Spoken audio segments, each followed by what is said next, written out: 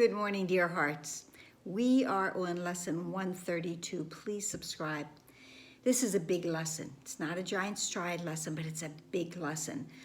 In fact, many of the lessons in this section, some we've already had and some we're coming to, are really big lessons. And yes, there's a few giant strides as well. But this lesson is, I loose the world from all I thought it was. The term loose, it means to untie or to free. It's sort of an archaic term, in my opinion, sort of very Shakespearean, not one that we definitely use in this sense generally, but it works. And it's telling us we have to let go. We really have to let go of this world and all of the thoughts, all of the meaning that we have placed upon it, because it is not real. So that's why it's a big lesson. This lesson is telling us the world doesn't exist. Not necessarily an idea that is easy for us to take in or to accept. It really challenges all of our beliefs about the world, because we believe ourselves to be in this world, so how can it not be real? But this lesson says what keeps the world in chains is but your beliefs. What keeps the world in chains but your beliefs? And what can save the world except yourself, with a big S? The illusion, this world is an illusion. It is not real. And it tells us, I obviously can't read all of this lesson because it's too long. At least not in this video. It has made itself seem to be very real to us, but that's because of our thoughts about it and around it. It says salvation is easily achieved, for anyone is free to change his mind, and all his thoughts change with it. Now the source of thought has shifted, for to change your mind means you have changed the source of all the ideas you think or ever thought or yet will think. And Wayne Dyer, of course, told us, change your thoughts, change your life, change the world. And Wayne Dyer was a student of the course. There's many lessons from our first 50 that we can find and enfold into this lesson. And there's many paragraphs that are about the world and how it is indeed nothing. It says, you have enslaved the world with all your fears, your doubts and miseries, your pain and tears, and all your sorrows press on it. Lesson number 13 was the meaningless world engenders fear, and all of those ideas, the pain, the tears, the sorrows, that's all fearful. And it keeps the world a prisoner to your beliefs. What we have put on the world keeps the world as a prisoner to what we think it is. Death strikes it everywhere because you hold the bitter thoughts of death within your mind. These thoughts of death only are real because we believe them to be. In paragraph 4, it says, the world is nothing in itself. Your mind must give it meaning, and what you behold upon it are your wishes acted out so you can look on them and think them real. Lesson 2, I've given everything all the meaning that it has for me. And we can also fold into this lesson 16, which is I have no neutral thoughts. I don't have any neutral thoughts, so what I have placed on this world is coming from my mind, which has no neutrality in it. And perhaps it says you think you did not make the world, but came unwillingly to what was made already, and hardly waiting for your thoughts to give it meaning. Yet in truth, you found exactly what you looked for when you came. And then this lesson tells us again, change but your mind on what you want to see, and the world will change accordingly. Ideas leave not their source.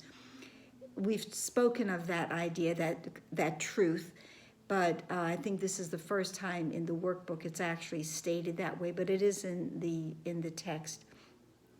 So there's no world apart from what I wish it to be. And here is how I can have the ultimate release.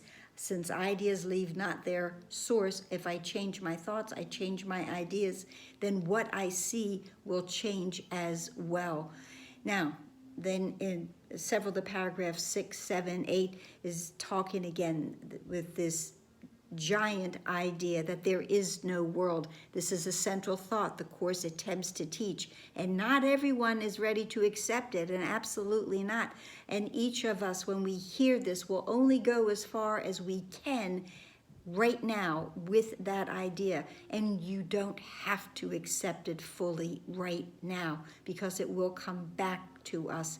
We are never meant to try to push ourselves to go further than what we can accept. That's why we're only supposed to do one lesson a day. I know not everybody does that, but we're only supposed to do one lesson a day because we can only hold on to so much. But it tells us that, when we are able to accept this idea, healing is the gift that we get when we are prepared to learn and accept that there is no world. It says the readiness will bring the lesson to them in some form when they can understand and recognize. Take in as much as you can. Some see it suddenly on point of death and rise to teach it. Others find it in experiences that is not of this world, which shows them that the world does not exist, because what they behold must be the truth, and yet is clearly contradicting this world. On point of death, that can really mean, it doesn't mean leaving the body. That really means a spiritual awakening, that the ego self will die, that ego mind will die and be gone. So that is the point of death. It is speaking also of a revelation that we can have, that there's no words for, but it will come with, as I say, the truth dawns upon you, as the Course says, and that will happen. And in those dawning moments of truth and awareness, we realize that this is not the world. Remember, beyond this world, there is a world I want. So this world as I see it, as I'm experiencing, it doesn't exist. It says, and some will find it in this Course and in the exercises that we do today. In doing this, it says, by merely changing all the thoughts that gave appearances to us. The sick are healed as you let go all thoughts of sickness, and the dead arise when you let thoughts of life replace all thoughts you ever held of death, which were from that ego mind, those thoughts I made. This is also how in the Bible it speaks of Christ healing the sick and raising the dead, because a whole mind doesn't see those things. If I don't think it, if I don't have it in my awareness, I will not see it. Thoughts don't leave their source. If my mind is whole and complete, I don't see sickness. I don't see death. I see life everlasting, because that is what my Father sees, life, light, everlasting. And then it says, a lesson earlier repeated once more will be stressed, and you are as God created you. So if you are as God created you, then that is the essence, that is the condition of your mind. It is whole and it is healed. So then it says, how can a world of time and place exist if you remain as God created you? And this is a world of time and place. So then it goes in more about that we maintain this world with our thinking. Yet, if you are as God created you, you cannot think apart from him, nor make what does not share his timelessness and love. We don't really make, we create when we co-create with our Father. We only make things when our mind believes it is apart from our Father. Are these inherent in the world you see? Does it create like him? Unless it does, it is not real and cannot be at all. If you are real, the world you see is false. What is true? What is false? For God's creation is unlike the world in every way, and as it was his thought by which you were created, so it is your thoughts which made it and must set it free. We made this world with our limited, small thoughts, and we can now set it free. I loose the world of everything I thought it was It says, release the world. Release the world, and your real creations wait for this release, and that we will share with our Father. This is a beautiful line. God shares his fatherhood with you who are his son, for he makes no distinctions in what is himself and what is still himself. What he creates is not apart from him, and nowhere does the Father end and Son begin as something separate from him. This is the union, the communion of Father and child together. There is no part, no time when there is an ending and then a beginning. It is all a constant, eternal oneness. That is who we really are. We have and share that oneness with our Father. I know this is a long lesson. Okay, but it says, today our purpose is to free the world from all the idle thoughts we ever held about it. And then we, of course, have, again, back to lesson 16, I have no idle thoughts, I have no neutral thoughts, and every thought that we ever held about all living things we see upon it. We are not to judge, we are to accept, because that is what God does. He accepts all living things, because all living things come from his whole mind and are created, and they are created with life, and they are created whole, they are created complete, and there is no death. There are two 15-minute practicing times today, and